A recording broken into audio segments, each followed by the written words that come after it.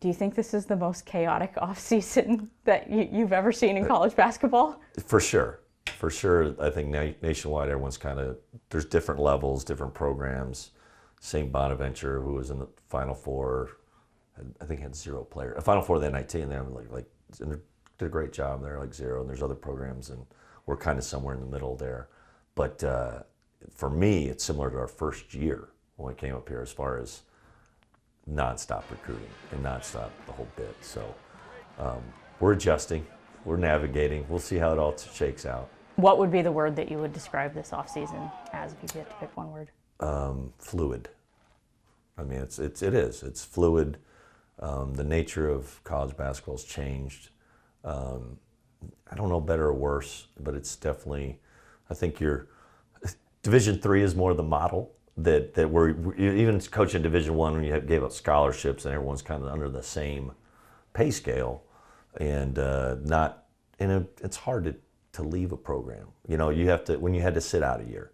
It happened, and there was good reasons for it mostly. Certainly either I'm not playing or it's not a good fit, but you had to sit a year, good, better, and different, that guys wouldn't come in your office and pursue other options if they kind of still had that. It was a little bit of a deterrent, and I think it was healthier for the experience, but it's changed. It's different now. You've been around this business for a while. Yes. So what is it like now essentially having to re-recruit your own players while also recruiting the portal, while also figuring out NIL? Well, there's one more, and then recruiting the next class too. So it's that's what I said. It's like 4 layers going on all at the same time. It's a good thing we have to re-recruit them if they're, or at least stay track of them when they're in the NBA process. Like we have 2 that are going through that, trying to sort that out. That's a good thing. We have good players. They're in that conversation. And then trying to, like I said, even though this NIL's changed thing, guys are going to move and shake, and there's probably going to change, certain jobs are going to become better based on the NIL, and it's just facts, but there's still the same number of players and opportunity to play. And for us, we're kind of that thing. We still have 200 minutes that that'll be, and there's still, it's the same. Everyone thinks well, this guy got paid. Well, there's still the same number of players, and we kind of have to have the guys that are looking to prove something anyway. I think Washington State, Pullman, that's kind of our edge. That's kind of why they hired me, and we'll have to be finding the guy that, in some regards, needs this opportunity to prove himself, but yet be a part of this community, part of our program. Mike Bray said the other day, we need to get over all the NIL stuff, and we just need to accept it, and we make a ton of money as coaches and all that sort of stuff. Obviously, he's at a program like a Notre Dame, which is a different level Sure. Than some other programs around the country. Just what is your kind of reaction to comments like that? I 100% agree. I'm kind of free market capitalist anyway, to be honest. So now, do we have better parameters, or it's the gray area. If people are really making offers, well, there should be written agreements and multiple years, but that conflicts with amateurism. So it's complicated. But if you told me, I agree with Coach Bray. All right, there's either we're giving money back, or there's or there's more to share with the player. If they're worth that, they're worth that in some regard. So, but it's more professional basketball. I think both.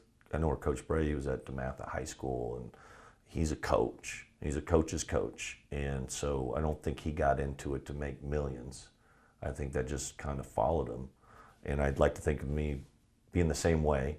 But we're in this space now. NCAA earlier this week decided they were going to try to crack down on NIL collectives. Do you think that they're going to be successful at that whatsoever? No, I don't. I think the schools that are going to follow the guidelines will follow the guidelines, and the ones that won't will get an advantage. And I don't know how they're going to legislate it, and I don't know.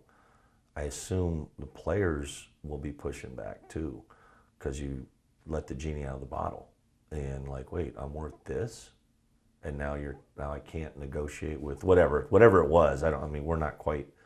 We got a little infrastructure. We don't have. There's just not a lot of people and businesses. We're just in the process of educating everyone what the process, and it's tricky. But we're just trying to educate people in and around our area that, hey, this is the new model, and we're going to have to do some things to try to at least make our experience competitive. But yeah, I don't know how they're going to legislate it, and it's going to be tricky. And I just think the schools that are really following the rules are going to fall behind probably. But that's okay. That's kind of what it was before.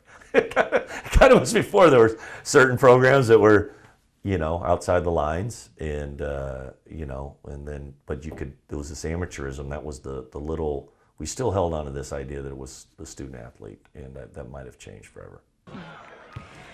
Obviously, you have two very important guys in the portal right now, in Gay and Obividi. I know that there was some hope that maybe you guys could get them to come back. Just kind of what is your guys' status with them right now? You know what? They're very loyal guys, and they're exploring their options. Like I said, some of it's, there are, now the agents can get involved, and they are pretty persuasive on trying to find out, like I said, what their market value is, whether it's, this the NIL and the NBA thing. But they're both.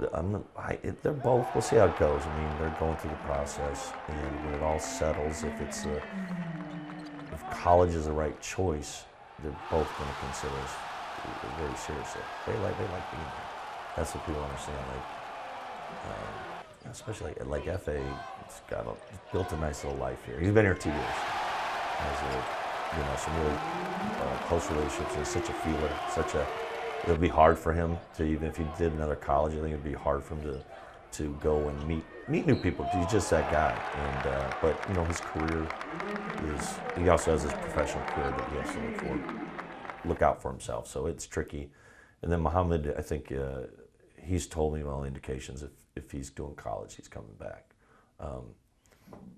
But they got to pursue the NBA thing first. You see something like Shabazz coming back to USF, and that gives you a little bit of hope. Yeah, no, it's absolutely, it'll be tricky. And the only one that's really surprised us, guys, with a little bit was Ty, but I think Ty was more like about 1 year left. If one of those guys came back, that might change his opinion, I think. But I kind of got that. I was like, I get it. But let's see if they come back there. I was like, well, why don't you just stay here? I said, I understand. If they don't, I get it. There'll be plenty of takers for you. But like I said, it's new territory, but trying to keep those relationships alive. It's changed they're empowered, so I can't be the big bully, like you can't go anywhere.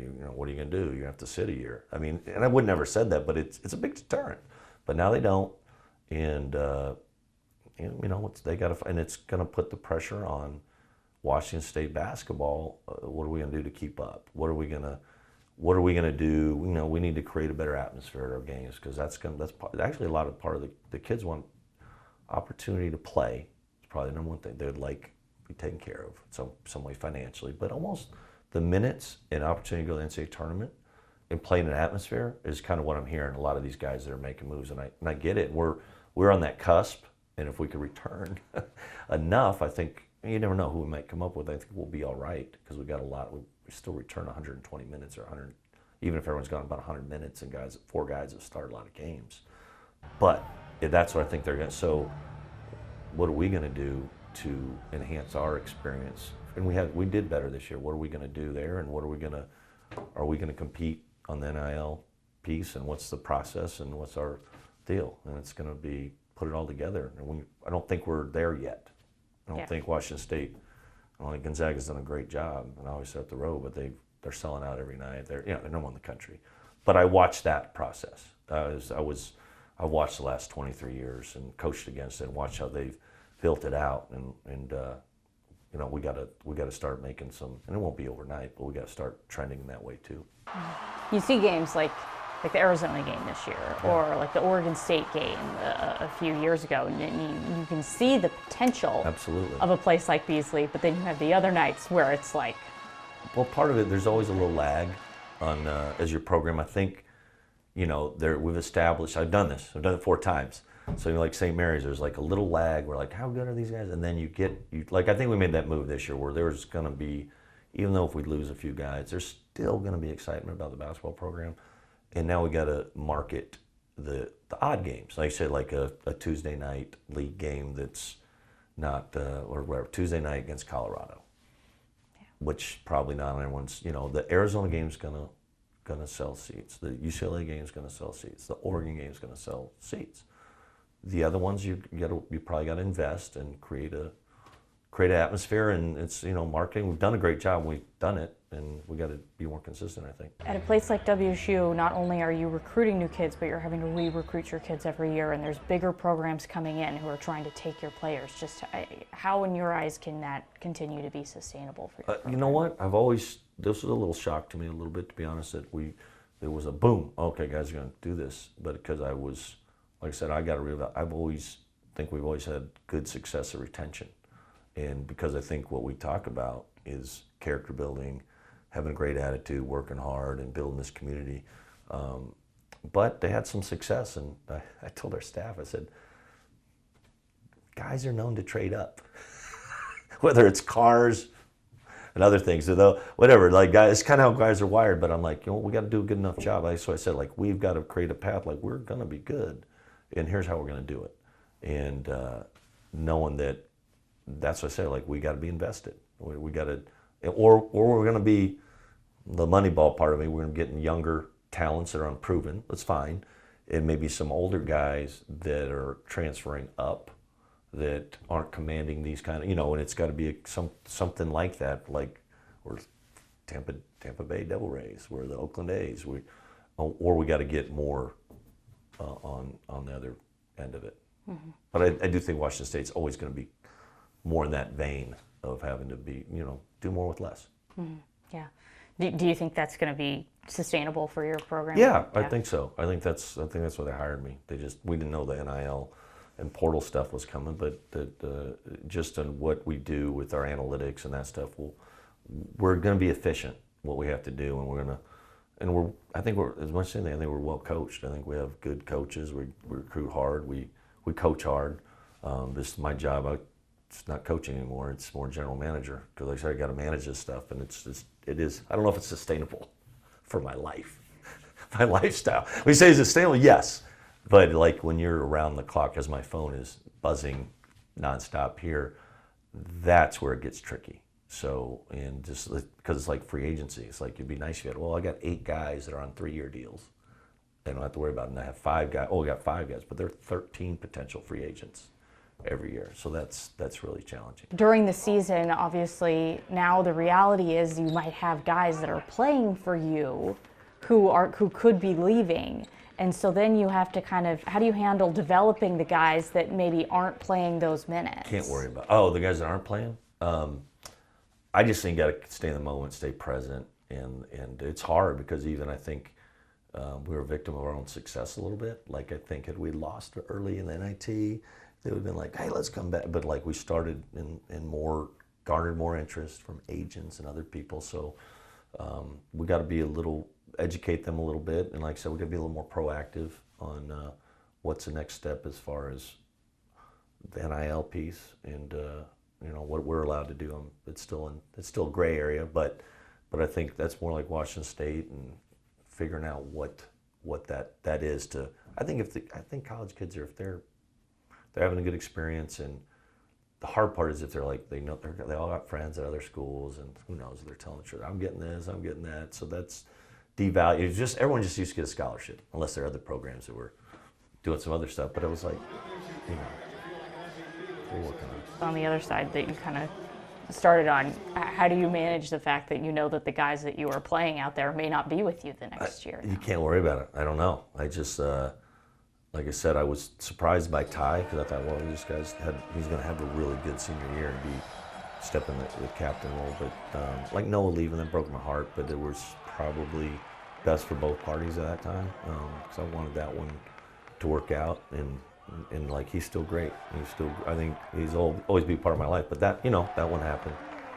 And then Ryan wanted to play more, and that made sense. And he left on really good terms too. You do have some new guys coming in. Yes. Let's first of all just talk about Drame and what he brings to this program. Drame is obviously in the same mold as FA and Mohammed. You know, he comes from Senegal, comes from one of the best prep school programs in the country. So he's played against really high-level competition. He's probably going to take some time to develop just physically, but he's kind of, if you right in between Mohammed and FA is like what he does. He's a rim runner, shot blocker. He continues what we've established our team as being good rim protection with Deshaun and Adrame. We're still in good shape there, and obviously we'd love to have either one of those or both back. So we're excited to have a great attitude, really coachable, and just kind of willing to get better. He's willing to learn, work at it. You guys get officially announced Jabe this morning. Is that how Yeah. you pronounce his name? Yep, Jabe. Jabe. Just what are your thoughts on him? Really excited because he's what we need some anchors, especially with NIL, and he's a guy that we tried to get when we first got here. He's Washington State 4A Player of the Year, a state champ. I really think he's good feel for the game, something we need help our skill, and he's got great size. He's played in a great program, and he wanted a bigger role, and just with some of the attrition, I think it worked out great for us. I mean, I know he's been doing it the last 2 years. He's been working really hard. Then to an NCAA tournament. Probably would they not go? They went NIT and then NCAA. So he's played. He's bringing some experiences in, and he needs a little more. Needs more of a path to play more. They got a really good, experienced team, and we're excited to have him. Guard wise, that's the issue right now with this team. Do you think someone like Jabe could come in and start, or are you thinking that there's going to be more down the pike in terms of you guys? I think we got him penciled in right now. I mean, how we do things, and I think he'll play a lot of minutes. He has 3 years, but I think he's a starter talent for sure. I think he'll be ready to do it because he's got size and skill. He's what we call a six-tool guy. He can dribble, pass, drive, shoot, defend, rebound. And I know he's been coached hard, so I'm excited. I think what he's about. I think the whole state will get behind, especially Cougs. They'll like him a lot. It's like that's one that I really identify with coming here because you got to see whether it's a Joe Harris that comes through as part of the state or someone like that we identified, and we just weren't in a position to get him. So we're really thrilled. And then we really like Miles Rice, who redshirted for us this year, and he probably would have played quite a bit if he didn't. He kind of tweaked his back, and we had a lot of guards, and we had the older guys, and it worked out great for us. So we've got to see him in practice all year, and he needs game minutes, but we're excited about him as well. Do you imagine that you're going to be bringing in another person to start at point guard, or do you think? No, I think if the three guys on the perimeter will be Miles, Jabe, and TJ to start the year, and then Andre is a guy that can play both forward spots and play in the backcourt. So we could play with that, and then we like Dylan Darling too now. Because we talk about Jabe being an anchor, or Dylan's a root.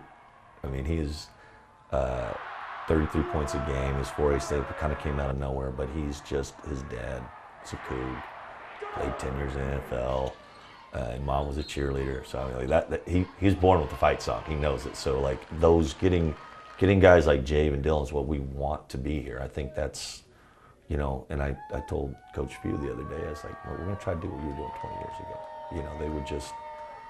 They're in a different space right now a little bit, and they'll recruit the in-state guys, but they built that thing with guys that like the Jay Mullins and Dylan Darling. So we're really excited about those three so far. Did he have any advice for you in terms of how to do it? No, I watched him, but he was more worried about my mental health. He was checking up on me. He's like, "What's going on?" I said, "You know what?